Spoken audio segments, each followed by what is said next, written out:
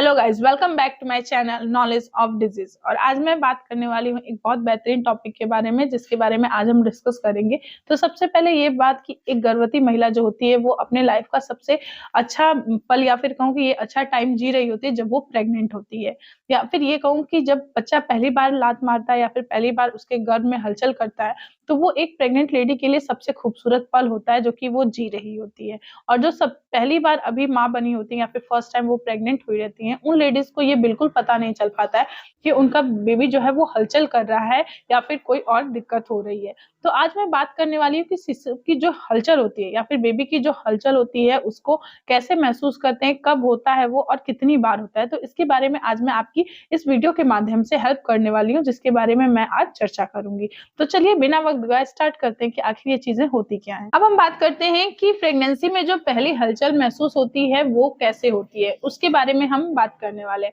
तो प्रेगनेंसी में जो 3 महीने होते हैं उसमें बच्चा जो होता है बहुत छोटा होता है और अपने आप से मूवमेंट नहीं कर पाता है, जिसकी वजह से जो महिला होती है उसको कुछ पता नहीं चलता है। जैसे जैसे गर्भ का साइज बढ़ता है और फिर बच्चे का साइज बढ़ता है, उस तरफ वो बेबी जो होता है वो मूवमेंट करने लगता है या फिर ये कहूँ कि लात मारने लगता है, जो कि एक माँ फील कर सकती है। ठीक है, 9वें महीने में कुछ जो हलचल होती है वो कम हो जाती है, क्योंकि जो गर्भ होता का जो मतलब यूट्रस होता है वो बड़ा हो जाता है और उसी हिसाब से जो बच्चा होता है वो भी बड़ा होता है और उसको कम जगह मिलने की वजह से वो पूरी तरह से मूवमेंट नहीं कर पाता है, जिसकी वजह से पहले के दौरान जो इस टाइम 9वें महीने में होता है उसमें वो बच्चा मूवमेंट नहीं कर पाता है। अब आपके मन में ये सवाल आ रहा होगा कि जो बेबी का मूवमेंट होता है वो कब से स्टार्ट होता है। तो मैं आपको बता दूं कि ये 18 वीक से लेके 24 वीक्स के बीच में स्टार्ट हो जाता है, जो कि आप फील कर सकते हैं। देखिए, पहली बात तो ये कि कोई कोई महिला ऐसी होती है कि इससे पहले भी स्टार्ट होता है या फिर इससे बाद में भी स्टार्ट होता है। तो किसी भी महिला को लेके आप कंपैरिजन नहीं कर सकती हैं कि आपकी बेबी का जो मूवमेंट हुआ है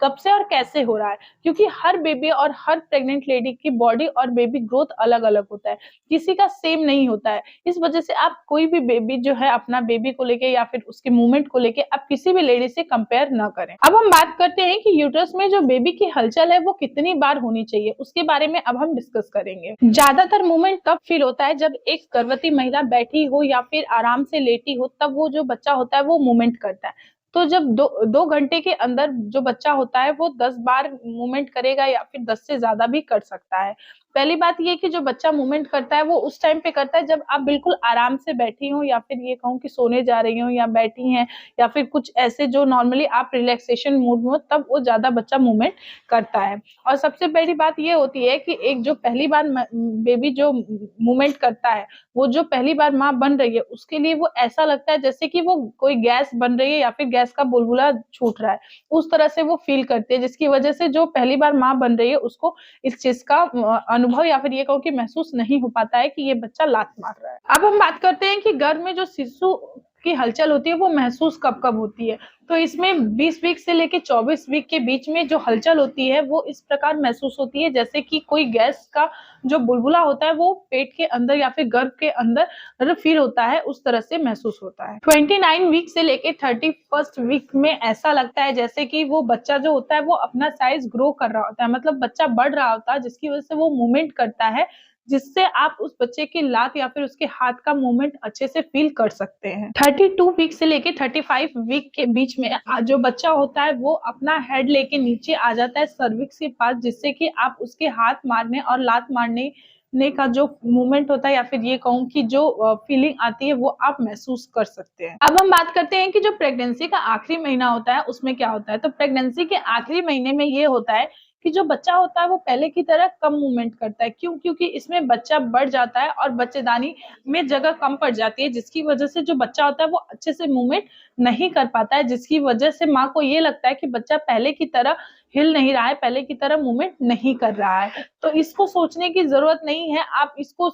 नोटिस कर सकती हैं। लेकिन अगर आपको ये लगे कि बहुत ज्यादा हो रहा है, बहुत ज्यादा बच्चा बहुत कम हिल रहा है, तो आपको तुरंत डॉक्टर के पास जाना चाहिए, उसका ट्रीटमेंट कराना चाहिए। और सबसे नॉर्मली बात यह है कि अगर बच्चेदानी बड़ी है और बच्चा भी ग्रोथ कर रहा है तो उसको मूवमेंट करने की जगह नहीं मिल पाती है, जिसकी वजह से वो बच्चा कम हिलता है। अब मैं आपसे बात करने वाली हूँ कि जो बेबी होता है अगर वो कम हिलता है तो कौन से केसेस में हमें डॉक्टर के पास जाना चाहिए, इसके बारे में हम अब डिस्कस करेंगे। अगर एक प्रेग्नेंट महिला का मूवमेंट बहुत अच्छे से स्टार्ट हुआ है और कुछ टाइम बाद अगर वो आराम से बैठी है या लेटी है और उसे ये महसूस हो रहा है कि उसके बच्चे का जो मूवमेंट है वो बहुत कम हो गया, मतलब कि अगर 2 घंटे के अंदर 10 बार आपका बेबी मूवमेंट कर रहा था और कुछ टाइम बाद या फिर कुछ महीने बाद आपको अगर ये लगता है कि मेरा बच्चा कम मूवमेंट कर रहा है, तो आपको तुरंत डॉक्टर के पास जाना चाहिए। अगर आपके आसपास बहुत ज्यादा साउंड हो रहा है या फिर डीजे बज रहा है या बहुत तरह का शोर हो रहा है, उसमें भी आपका बच्चा मूवमेंट नहीं कर रहा है, तो ये आपके लिए चिंता का विषय है और आपको तुरंत डॉक्टर के पास जाना चाहिए। अगर आपका बेबी मूवमेंट कर रहा था बहुत अच्छे तरीके से और अब अगर मूवमेंट कर रहा है वो आपको डिफरेंट लग रहा है, कुछ अलग तरह से लग रहा है या फिर नॉर्मल नहीं लग रहा है आपको,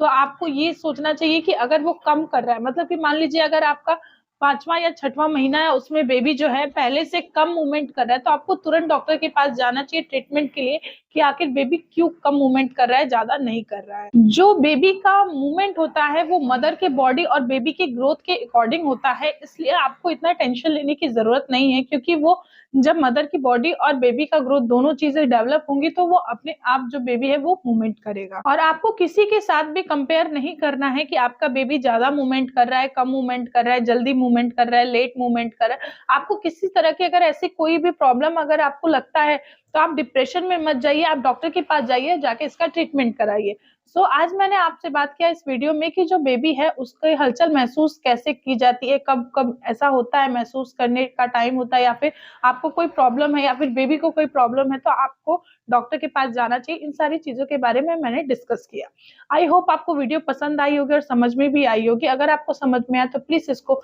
लाइक करिए, शेयर करिए और मेरे चैनल को सब्सक्राइब करिए। अब मिलते हैं नेक्स्ट वीडियो में, तब तक के लिए थैंक यू।